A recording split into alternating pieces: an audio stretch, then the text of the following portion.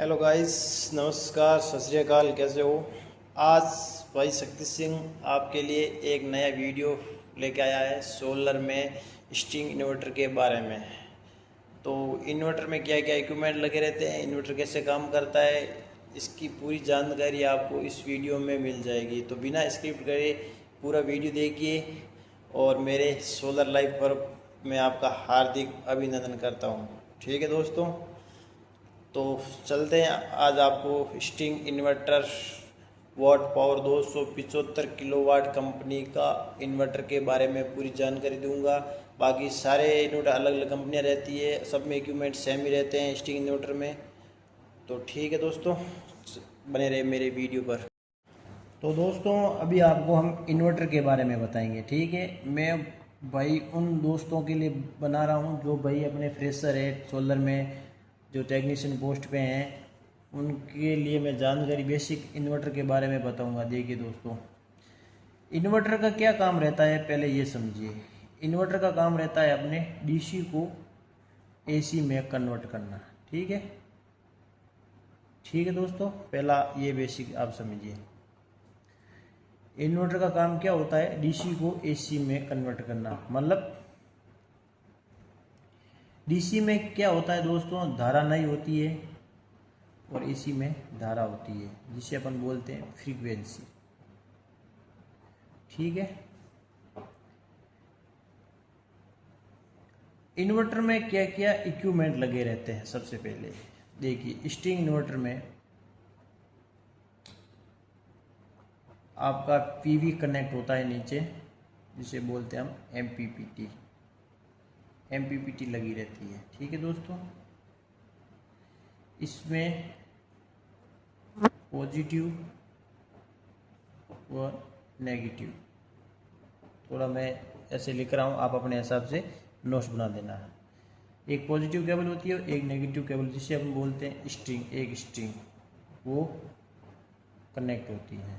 ठीक है, इसमें एक डीसी फ्यूज होता है तो डीसी साइड लगा रहता है, और एक होता है एसी स्विच, जिसे बोलते हैं ऑक्सिलरी।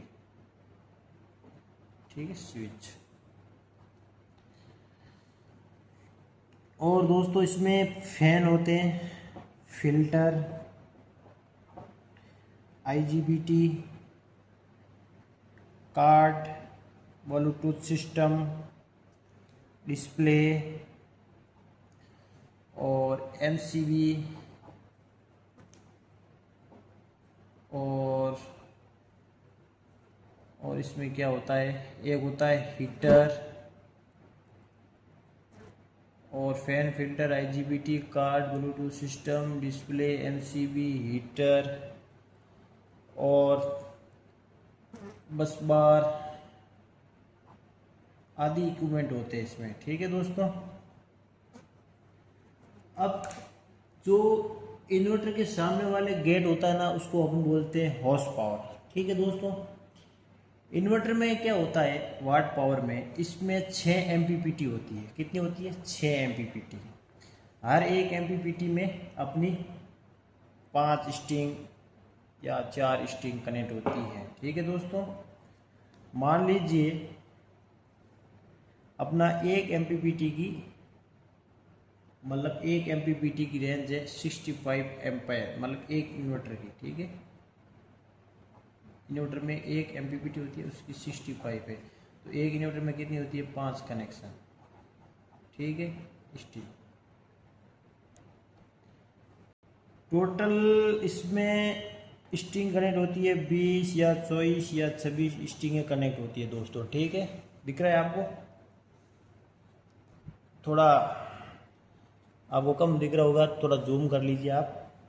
ठीक है दोस्तों, अब क्या एक से 9 तक हमेशा आप है ना, यदि आप स्ट्रिंग इन्वर्टर में काम कर रहे हो तो 1 से 9 तक पीवी में जो संख्या होती है उसमें आप स्ट्रिंग हमेशा कनेक्ट कर रखना। ठीक है दोस्तों, और एक 10 नंबर होती है, उसमें तो लगानी ही है आपको।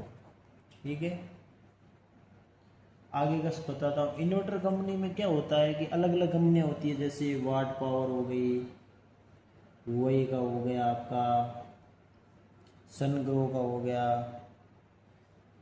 और बहुत सारे हैं इन्वर्टर स्टिंग में, पर ज़्यादातर सोलर में वाट पावर, हुआई, सनग्रो ये फेमस इन्वर्टर है। ठीक है दोस्तों, जो आपको हर जगह मिल जाएंगे। ठीक है, अब इसमें क्या होता है, डीसी, जैसे मैं वाट पावर की बात करता हूँ 275 किलो वाट के इन्वर्टर की, इसमें DC maximum input voltage 1500 voltage, ठीक है, वोल्टेज डीसी, और डीसी मैक्सिमम इनपुट, मान लीजिए आपसे पूछ ले कि डीसी का इनपुट मैक्सिमम करंट कितना होता है, तो अपन क्या बोला है कि अपन का होता है 65 एम्पीयर एक का, तो छः एमपीपीटी लगी होती है, तो 65 इंटू 6 आप टोटल इसका डीसी मतलब करंट निकाल सकते हैं। मतलब 1 एमपीपीटी की रेंज हमने करंट है आपका 65, तो आप 6, यदि 6 एमपीपीटी लगी है तो 6 एमपीपीटी का मान आप 65 इंटू 6 करके मतलब उसका डीसी इनपुट मैक्सिमम रेंज निकाल सकते हैं। और इसका शॉर्ट सर्किट क्या होता है, ICS, जैसे 65 इंटू 6 गए, 65 इंटू 6 आपने किया तो 5 30 390 तक आता है। ठीक है, अब क्या करते हैं कि 115 आपका एम्पेयर है मतलब शॉर्ट सर्किट करंट का, तो 6 से करेंगे 6 में से लार कितने के, 6 5 55, 5 30, 30 सचंग 36, 8 चंग 62, 8 चंग 48, 37, तो कुल मिला के इसका शॉर्ट सर्किट आता है करंट। इसमें दोस्तों एसी पावर, एसी आउटपुट कितना निकलेगा, जैसे आपका 275 किलोवाट की रेंज का इन्वर्टर है, तो आप 275, 300, 375 उसकी जो आपके इन्वर्टर की रेंज होगी उस हिसाब, उसको बोलते हैं एसी पावर आउटपुट। एसी मतलब कितना आउटपुट दे रहा है। और इसमें एक होता है पावर फैक्टर, पावर फैक्टर होता है, जैसे मान लीजिए 275 में अपने होता है 0.8। पावर फैक्टर क्या होता है दोस्तों, ये एक्टिव पावर और रिएक्टिव पावर आपने सुना होगा, तो रिएक्टिव पावर होता है ना जो लॉसेस, उसमें से निकल के ये अपना पावर फैक्टर बनता है हर इन्वर्टर का। ठीक है, उसमें अपन बोल सकते हैं 0.8, मतलब 0.8 माइनस 0.8 के बीच में रहेगा। ठीक है, इसमें कम्युनिकेशन डाटा क्या होता है, इसमें एक सन एप्लीकेशन आता है, सन 2000, ठीक है, नाम का एक एप्लीकेशन आता है, उसमें आप अपना ये खोल सकते हो। ठीक है, उसमें और भी कम्युनिकेशन के लिए इसमें क्या लगा रहता है, एक होता है एमबीयूएस या RS485 केबल, या USB होती है डोंगल, वो मतलब वो चिप होता है, उसमें डाल के ऐप खोल सकते हैं, या RS485 केबल लगा के। ठीक है दोस्तों, ये हमारा हो गया इन्वर्टर के बारे में। अब इन्वर्टर में क्या क्या होता है, देखो दोस्तों, इन्वर्टर में क्या क्या होता है, स्ट्रिंग करंट चेक करना, जिसे अपन बोलते हैं मॉनिटरिंग, और इन्वर्टर की में स्ट्रिंग की VOC चेक करना।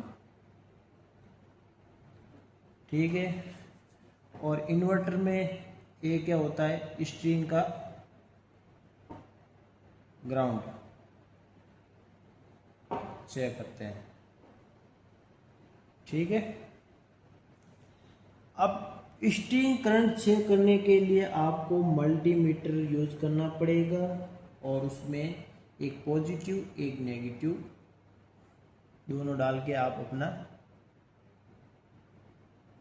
करंट चेक कर सकते हैं। या क्लाइमीटर होता है, क्लाइमीटर में से आप एक एक स्ट्रिंग का चेक कर सकते हैं। जैसे मान लीजिए एक पॉजिटिव लगा दिया आपने, तो उसमें आपका करंट दिख जाएगा 7, 8, 9, 10, 11, 12 तक आएगा। जैसे पीक टाइम होगा आपका 1-2 बजे, ज़्यादा धूप रहेगी उस टाइम आपका करंट दिखेगा 11-12 नॉर्मली। शाम के टाइम में 6, 7, 5, सुबह के टाइम में ये इसका करंट का मान रहता है। वीओसी दोस्तों हमेशा सिस्टम वोल्टेज में 1500 दिया है, पर साइड पे हमेशा कहीं भी चले जाओ 1250, 1300 तक वोल्टेज आता है आपका। ठीक है, वोल्टेज डीसी वो तो आपको पता है वोल्टेज डीसी कैसे निकालते हैं। ग्राउंड फॉल्ट कैसे चेक करते हैं, जैसे एक पॉजिटिव में रखा और एक अपने ग्राउंड किया नेगेटिव में, तो उसका मान हमेशा 600 से डाउन आना चाहिए। ठीक है दोस्तों, 600 से डाउन आना चाहिए, मतलब उसका मान गिरना चाहिए, नहीं रुकना भी नहीं चाहिए और ऊपर बढ़ना भी नहीं चाहिए, तो आपका स्टिंग सही है, अन्यथा आपका स्टिंग ग्राउंड फॉल्ट है। ठीक है दोस्तों, समझ गए। यदि मेरा वीडियो आपको अच्छा लगा तो आप सब्सक्राइब कीजिए, लाइक कीजिए और अपने दोस्तों को शेयर कीजिए। जो भाई दोस्त अभी भी नए नए हैं, सोलर में आए हैं, उनके लिए बहुत ही अच्छा वीडियो रहेगा और भविष्य में आपका काम आएगा। इसमें क्या क्या फॉल्ट आते हैं देखिए दोस्तों, इसमें हाई स्ट्रिंग वोल्टेज का भी आता है, ठीक है, और ग्राउंड फॉल्ट नॉर्मल है। सबसे आपको पूछ ले मेजर फॉल्ट क्या आता है इन्वर्टर में, तो ग्राउंड फॉल्ट या आईनेस फॉल्ट आप बोल सकते हैं।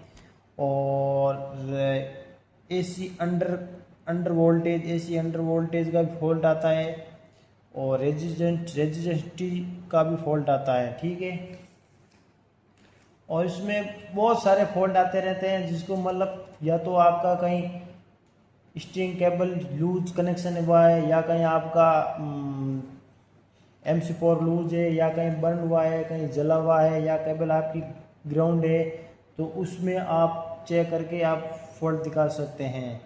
और हमेशा दोस्तों स्टिंग इन्वर्टर को डायरेक्ट आप कभी भी ऑफ मत करना। यदि आप उस पर काम कर रहे हैं तो डायरेक्ट इसको ऑफ नहीं करना, पहले एप्लीकेशन में जाना, एप्लीकेशन में उसका सिस्टम दिया हुआ है उस पर ऑफ करना है। ऑफ करने के बाद ही नीचे आप डीसी स्विच ऑफ करके आप अपना काम कीजिए। हमेशा सेफ्टी रखना, सेफ्टी के साथ काम करना चाहिए, पूरी ग्लव्स यूज़ करके। डीसी ग्लव्स आते हैं 1500 वोल्टेज सिस्टम वाला एक डीसी ग्लव होता है, वो पहनना है। और अपना गम बूट है, पानी में यदि आप पानी में काम कर रहे हो तो गम बूट यूज़ कीजिए, सेफ्टी शूज़ और अपना हेलमेट लगा के पूरा सेफ्टी के साथ काम कीजिए। ठीक है दोस्तों, सेफ्टी ही आपकी जीवन की रक्षा है, बाकी सेफ्टी के बिना काम करोगे तो कोई मतलब नहीं है। तो अभी आपको मैं बता रहा हूँ कि अब आप ये इन्वर्टर में आपको यदि और कुछ जानकारी चाहिए तो मुझे कमेंट में बता दीजिए, मैं आपको कमेंट में और बता दूंगा। इन्वर्टर में क्या क्या फॉल्ट आते हैं वो सारा मैं एक वीडियो में आपको बता दूंगा। यदि आपको वीडियो अच्छा लगे तो लाइक कीजिए, सब्सक्राइब कीजिए और भाई को ज़्यादा से ज़्यादा सपोर्ट कीजिए।